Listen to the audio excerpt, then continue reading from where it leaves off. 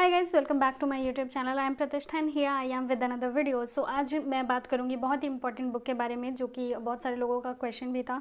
तो मैं पहले आपको बुक दिखा देती हूँ। वो बुक है ये जीएस की बहुत ज़्यादा इंपॉर्टेंट बुक लूसेंट की। और इसके साथ ही मैंने आपको रिकमेंड किया था ये लूसेंट की ऑब्जेक्टिव वाली बुक। ये दोनों ही बुक हिंदी और इंग्लिश दोनों में आती है। तो मैंने आपको रिकमेंड किया था, तो बहुत सारे लोगों के पास होगी, बहुत सारे लोगों के पास नहीं होगी, क्योंकि वो सोच रहे होंगे कि कैसे पढ़ना है, उनको पता नहीं होगा। तो आज उनके सवालों के जवाब मिल जाएंगे। जिसके पास ये बुक्स हैं उनके भी काफ़ी सवाल हैं कि कैसे इस बुक को पढ़ें, कैसे रिवाइज़ करें, बहुत ज़्यादा है, क्या इंपॉर्टेंट है, क्या छोड़ सकते हैं, कैसे हाईलाइट करें, इसमें सब कुछ इंपॉर्टेंट लगता है, और कैसे याद करें, याद नहीं होता है, बहुत ही टफ लगता है, समझ में नहीं आता है पढ़ना। तो आज इस वीडियो में आपको आपके सारे क्वेश्चंस के आंसर मिल जाएंगे, जो भी आपको लूसेंट से संबंधित जितने भी क्वेश्चंस हैं। सबसे पहले मैं इस वीडियो में आपको बताऊंगी कि इस बुक को क्यों पढ़ना चाहिए, यानी कि इस ही बुक को क्यों पढ़ें। दूसरी मैं बात करूंगी कि क्या इसमें इंपॉर्टेंट है, क्योंकि ऑब्वियसली बहुत सारे लोगों का क्वेश्चन रहता है कि इसमें क्या हाईलाइट करें, समझ में नहीं आता है, सब कुछ इंपॉर्टेंट लगता है, और क्या इंपॉर्टेंट है, क्या छोड़ सकते हैं, क्या पढ़ना बिल्कुल ज़रूरी है। तो इस मतलब टॉपिक पे बात करूँगी। तीसरी जो सबसे इम्पॉर्टेंट बात है, मतलब इस वीडियो का जो टाइटल है कि कैसे इसको पढ़ें, कैसे इसका 100% निकालें और कहाँ से स्टार्ट कर सकते हैं, मतलब एग्जैक्टली पढ़ने का क्या तरीका होना चाहिए, इस पर बात करूँगी। और चौथी चीज़ जो बहुत बहुत ज़्यादा इंपॉर्टेंट है वो ये है कि रिविज़न कैसे करें, क्योंकि इसमें भी आप लोग के बहुत सारे क्वेश्चन होंगे कि जब ये बुक ही ख़त्म नहीं हो पाती है तो रिवाइज़ कैसे कर सकते हैं। तो मैं स्टेप बाय स्टेप सब कुछ आपको बताऊँगी। तो आइए वीडियो शुरू करते हैं।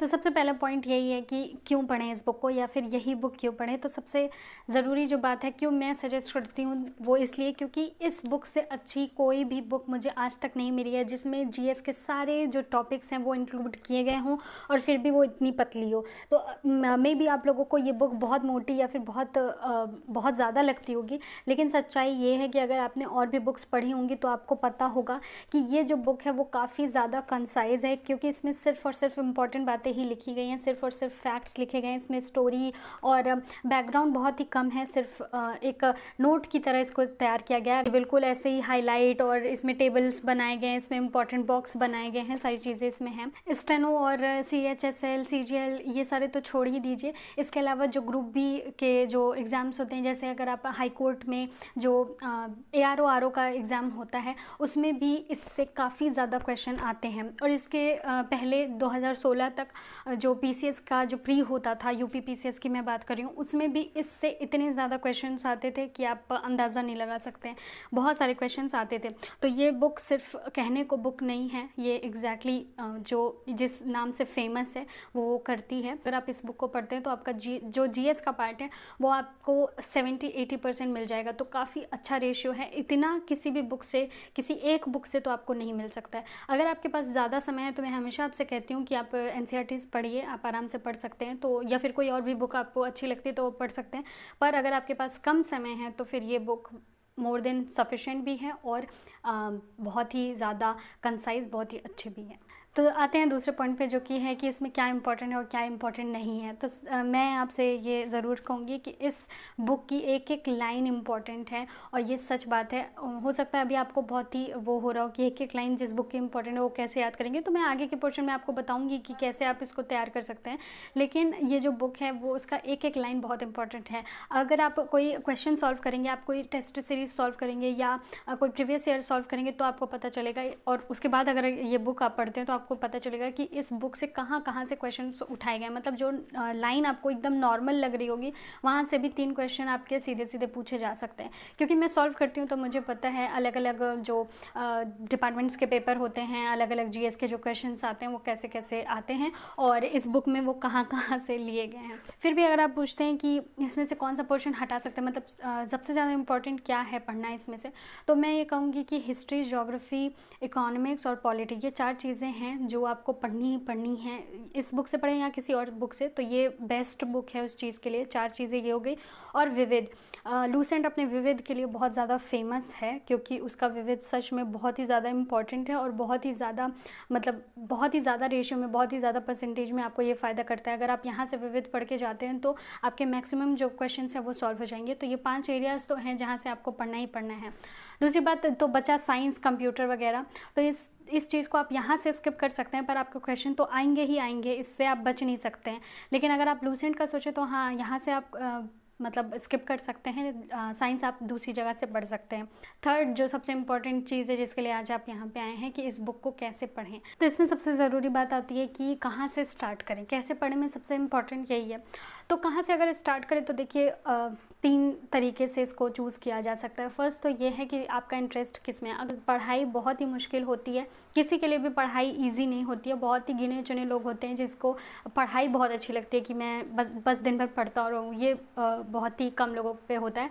और दूसरी चीज़, पढ़ाई अच्छी लग सकती है, बुक पढ़ना अच्छा लग सकता है, पर कोर्स की बुक पढ़ना, बार बार वही पढ़ना, ये थोड़ा सा बोरिंग हो जाता है, ये सच्चाई है।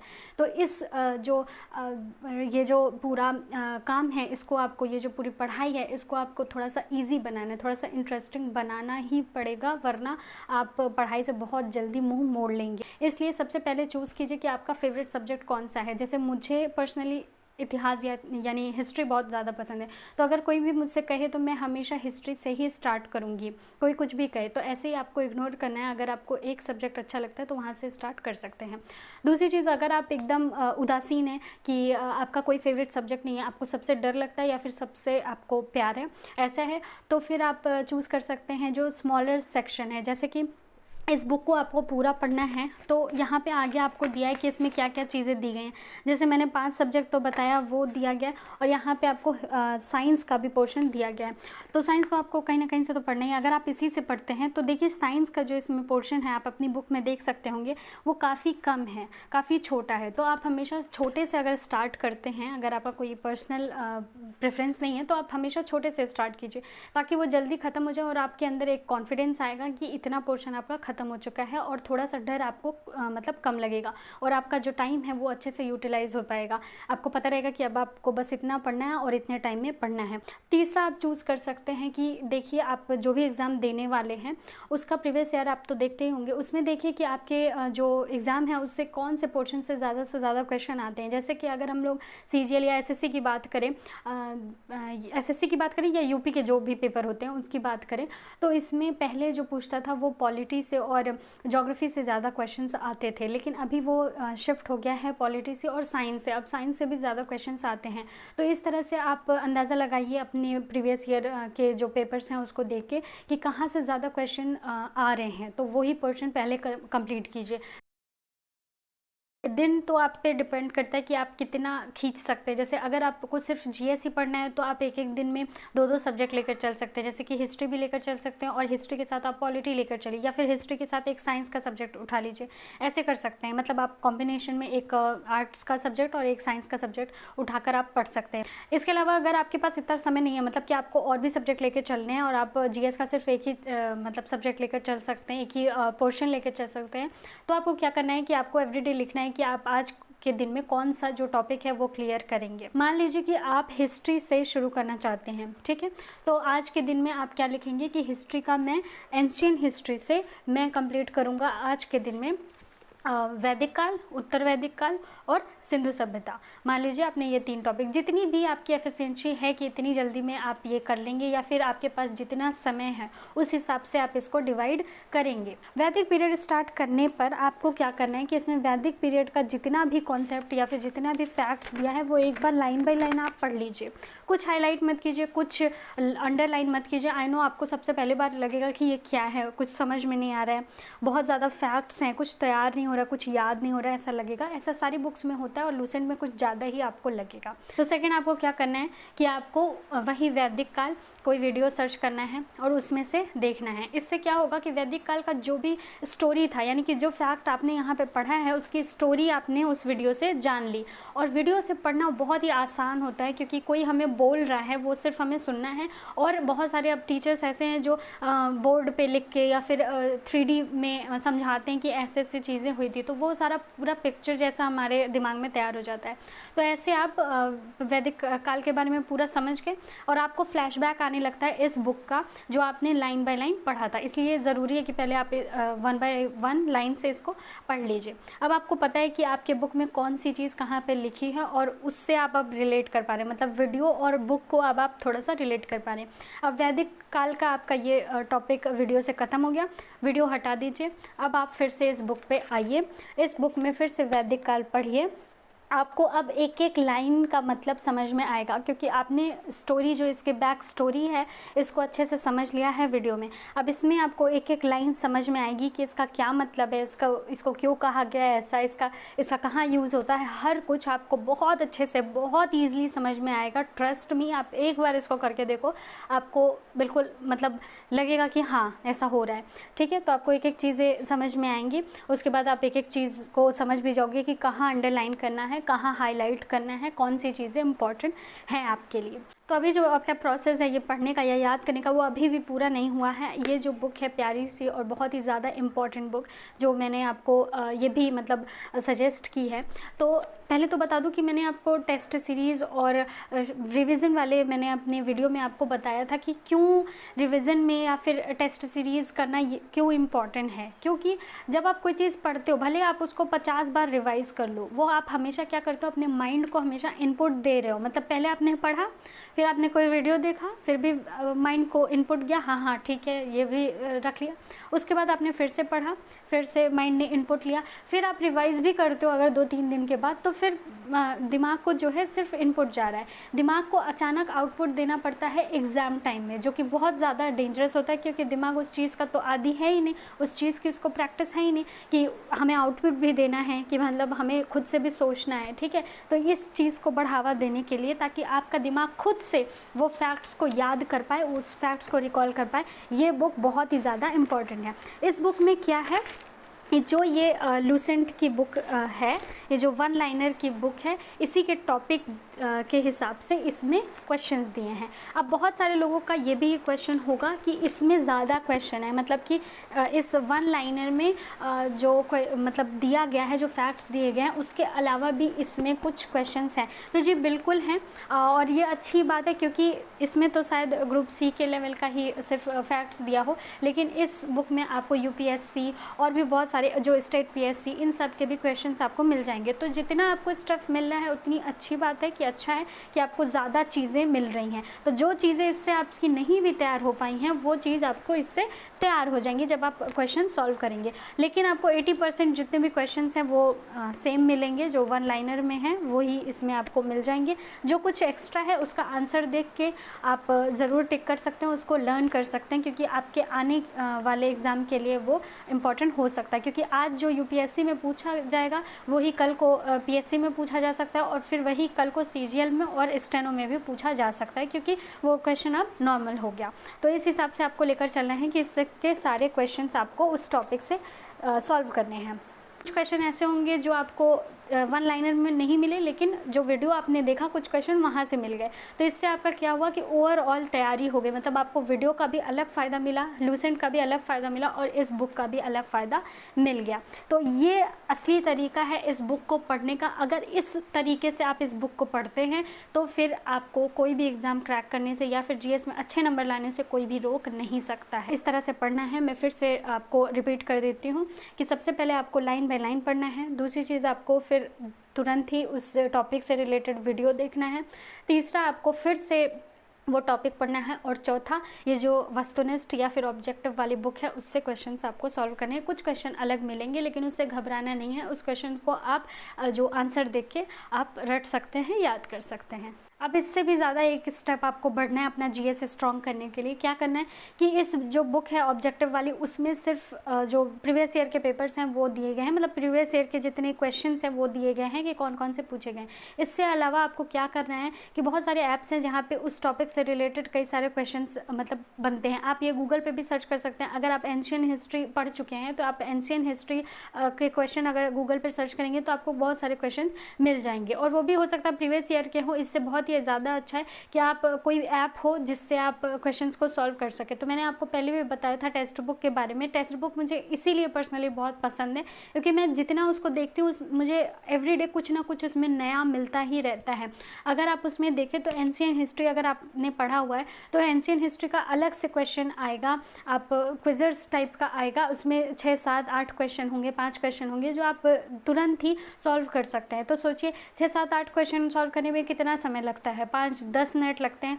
10 मिनट में आपका एक पूरा मतलब थोड़ा बहुत और तैयारी होगी, और जब आप क्वेश्चन सॉल्व करोगे और आप सॉल्व करने लग जाओगे तो आपको बहुत ज़्यादा कॉन्फिडेंस भी आएगा। उससे एक दूसरी चीज़ ये भी होगी कि वो टेस्ट सीरीज़ जैसे आजकल बन रही है या फिर आजकल जैसे क्वेश्चंस आ रहे हैं उस हिसाब से क्वेश्चंस दिए रहते हैं। तो इससे आपको ये भी पता चल जाएगा कि इस वन लाइनर बुक से आपने क्या एग्जैक्टली पढ़ना है या फिर क्या इंपॉर्टेंट है, क्या पूछा जा रहा है एग्ज़ाम्स में, तो ये आपको फ़ायदा होगा। इसके साथ ही इसमें सबसे अच्छी बात यह है कि आप किसी भी एग्ज़ाम में, जैसे CHSL का एग्ज़ाम में अगर आप जाएं तो उसमें चारों सब्जेक्ट जो पूछे जाते हैं उसके अलग अलग आपको क्विज़र्स टाइप के मिल जाएंगे, यानी कि क्वेश्चंस मिल जाएंगे। उसमें अगर आप अलग से GS सॉल्व करना चाहते हैं तो उसके अंदर भी आपको सब्जेक्ट वाइज क्वेश्चंस मिलेंगे। ऐसे ही आपको हर सब्जेक्ट में चैप्टर वाइज क्वेश्चंस आपको मिल जाएंगे और उसको आप आराम से सॉल्व कर सकते हैं। सिर्फ इतना ही नहीं है, ऐसा नहीं है कि एक बार आपने परचेज़ किया तो सिर्फ आप एक एग्ज़ाम का दे सकते हैं। इसमें आपको अलग अलग बहुत सारे एग्ज़ाम्स मिल जाएंगे और हर एग्ज़ाम का जो टेस्ट सीरीज़ है उसके अंदर आप जाकर अलग अलग सब्जेक्ट का और उसमें भी अलग अलग चैप्टर्स के क्वेश्चन सॉल्व कर सकते हैं। तो बहुत ही ज़्यादा कन्वीनियंट और बहुत ही ज़्यादा अच्छा ऐप है। आप एक बार इसको यूज़ करेंगे तो आप जानेंगे कि इसमें आपको इतने कम में कितनी चीज़ें दी जा रही हैं, और वो भी इतने कम दाम में। 299 रुपीज़ का आपको लगभग 14 मंथ के लिए ये पैक मिल जाएगा। उसमें आपको ये सारी चीज़ें मिलेंगी। तो बहुत ही अच्छा ऑफ़र है। अगर अभी तक आपने नहीं लिया है तो ज़रूर से ज़रूर ले लीजिए। 299 रुपीज़ के बाद भी आपको डिस्काउंट मिल सकता है 30 रुपीज़ का, अगर आप कोड यूज़ करते हैं STENO10 तो ये कोड यूज़ कीजिए और सस्ते दाम पे ये टेस्ट सीरीज़ लीजिए। ये सिर्फ टेस्ट सीरीज़ नहीं है, ये आपकी पूरी तैयारी करवा देगा। तो ये बहुत ही अच्छा चांस है, अभी इसको ले लीजिए क्योंकि अभी के मंथ में ये ऑफ़र चल रहा है। उसके बाद शायद ये थोड़ा सा और महंगा हो जाए, क्योंकि पहले हम लोगों ने लिया था तो इसको पर मंथ में 299 रुपीज़ का या फिर 149 रुपीज़ का ऐसा कुछ मिल रहा था। तो अभी ऑफ़र है आपके लिए, तो जल्द से जल्द इसको परचेज़ कर लीजिए। अब आते हैं रिवीजन पार्ट पे। तो रिवीजन आपको कैसे करना है, जैसे इसके 2 तरीके हैं रिवीजन करने के। हिस्ट्री की बात इसलिए करती हूँ क्योंकि हिस्ट्री पर्सनली मुझे बहुत ज़्यादा पसंद है। तो अगर आप हिस्ट्री से मान लीजिए पढ़ रहे हैं और आज आपने बुद्ध जो धर्म है, बौद्ध धर्म है, वो आज आपने पढ़ा। अब आप क्या करेंगे, जैसे अगले दिन आपको जैन धर्म का पढ़ना है, आपने बुद्ध धर्म खत्म कर लिया, बौद्ध धर्म खत्म कर लिया, तो जैन धर्म आज अगले दिन पढ़ने से पहले आपको क्या करना है, बौद्ध धर्म का थोड़ा सा सरसरी निगाह से रिवीजन करना है। ये बहुत ज़्यादा इंपॉर्टेंट है और बहुत ज़्यादा ईजी भी है। आप ये मत सोचिए कि पूरा टॉपिक फिर से कैसे पढ़ेंगे। ये आप पहले ही सारा कुछ पढ़ चुके हैं और आपने बहुत अच्छे से पढ़ाई की, मतलब वीडियो भी देखा, आपको स्टोरी भी पता चल गई उसकी, आपने उसका रिवीजन भी कर लिया, आपने क्वेश्चन भी सॉल्व कर लिए। तो अब आपको रिवाइज करना बहुत ही ज़्यादा आसान हो जाएगा। और कल ही आपने पढ़ा है तो आज आपको पढ़ना बहुत ही ज़्यादा आसान लगेगा और आराम से रिवीजन भी हो जाएगा। तो हमेशा ही अगला टॉपिक पढ़ने से पहले पिछला आपको थोड़ा सा रिवाइज करना है, उसके बाद आपको अगला टॉपिक पढ़ना है। दूसरा, आप पढ़ोगे जब आपका, जैसे कि आपने एंशिएंट हिस्ट्री स्टार्ट की, जब आपका एंशिएंट हिस्ट्री पूरा ख़त्म हो जाए तो एक दिन रखिए, संडे का रखिए या जो भी आपको अच्छा लगता है वो दिन आप रखिए। उस दिन में आप सरसरी निगाह से पूरा एंशिएंट हिस्ट्री पढ़ेंगे। और ये लूसेंट से रिवीजन इसलिए मुश्किल नहीं है क्योंकि इसमें कुछ भी फालतू नहीं दिया गया है, बहुत ही कंसाइज है, बहुत ही छोटा दिया गया है, बहुत ही फैक्चुअल दिया गया है, सारी चीज़ें फैक्ट हैं। तो आपको कुछ अलग से मतलब बहुत ज़्यादा छाटना नहीं है कि क्या पढ़ना है क्या नहीं पढ़ना है या फिर बहुत ज़्यादा पेजेस हैं, ऐसा कुछ नहीं है। एंशिएंट हिस्ट्री आप फिर एक दिन में पूरा रिवाइज कर सकते हो क्योंकि आपको सिर्फ सरसरी निगाह से देखना है, क्योंकि आपको स्टोरी पता है, बस आपको फैक्ट्स जो है बार बार अब आपको उसको रिकॉल करना है। तो इस 2 तरीके से अगर आप रिविज़न करते हैं और जैसे जैसे मैंने बताया कि ऐसे पढ़ाई करते हैं लूसेंट की, तो आपको लूसेंट बिल्कुल 100% तैयार हो जाएगा, याद हो जाएगा। तो और आसान भी हो जाएगा, जैसे जिन लोगों को बहुत टफ लगता है वो बहुत ही आसान हो जाएगा। तो आई होप कि इस वीडियो से आपको कुछ हेल्प हुई हो, आपको पता चला हो कि लूसेंट क्यों ज़रूरी है और आप इसको कैसे यूज़ कर सकते हैं, कैसे पढ़ सकते हैं। तो अगर इस वीडियो से आपको थोड़ी सी भी हेल्प हुई हो तो प्लीज़ वीडियो को लाइक कीजिए, चैनल को सब्सक्राइब कीजिए। और ऐसे ही मैं और बुक्स के रिव्यूज़ और कैसे उसको पढ़ सकते हैं, कैसे याद करें, ये लाती रहूँगी। आप लोग सजेशन भी दे सकते हैं कमेंट बॉक्स में, तो कमेंट ज़रूर कीजिए। मिलते हैं नेक्स्ट वीडियो में, तब तक के लिए नमस्कार।